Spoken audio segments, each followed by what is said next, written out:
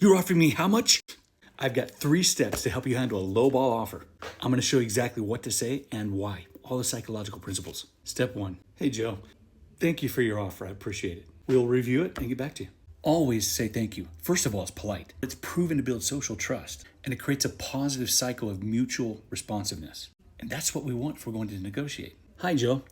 Hey, we were discussing your offer, and I was wondering, can I ask you a question? How did you arrive at the price that you offered? Okay, it sounds like, and just repeat back, rephrasing what they told you. Okay, look, I know it sounds silly to ask permission to ask a question, but the fact is it lowers resistance, and they're less likely to push back on the question that you're going to ask. Because they chose to be cooperative, if they were to give pushback, then it would violate their own self-image of being cooperative. We're all built this way. It's actually called the commitment and consistency principle. If we were to just blurt out the message, the amygdala in their brain might interpret it as ambush. This creates a defensive or closed off response.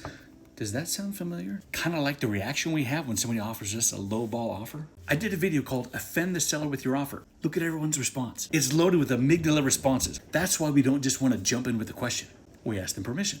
Notice that I said, how did you arrive at the price that you offered? And I didn't say, why did you offer the price that you offered? Why creates a defensive response, and we don't want them digging their heels in to try to justify the offer. So instead we ask how.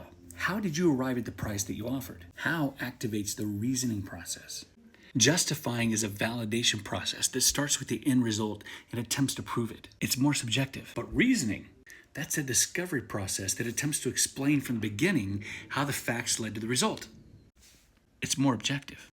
A justifying response sounds like, that's what we wanted to offer. That's what we think it's worth. Or because. But a reasoning response sounds more like, we were looking at the condition of the property and we just thought it's probably worth less and we're going to put money in it. Or we were comparing it to some other properties and it looks like some of the other properties we found were probably close to that range. That's just how much money we have.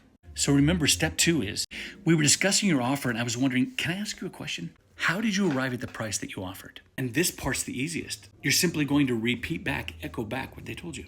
In fact, it's called the echo effect. And the brain registers you as safe, familiar, likable. So now let's talk about step 3.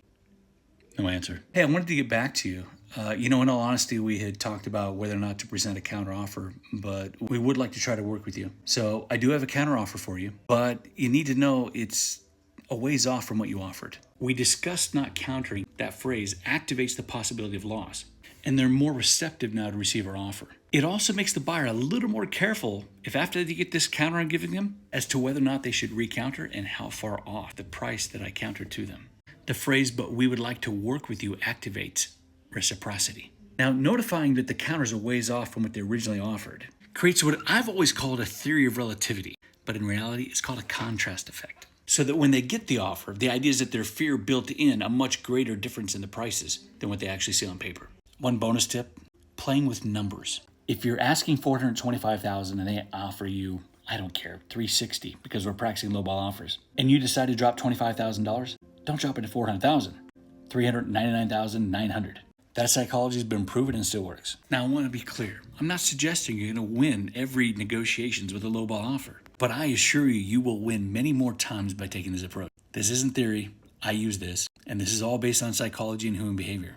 One other important note. I want to find a solution that works for them as for me. Many times these concepts can come off as manipulation. And I think manipulation is determined by your intent. Have the best interest of the buyer and the seller in mind. This is Dave with the Real Estate Scoops. Don't forget to like and follow.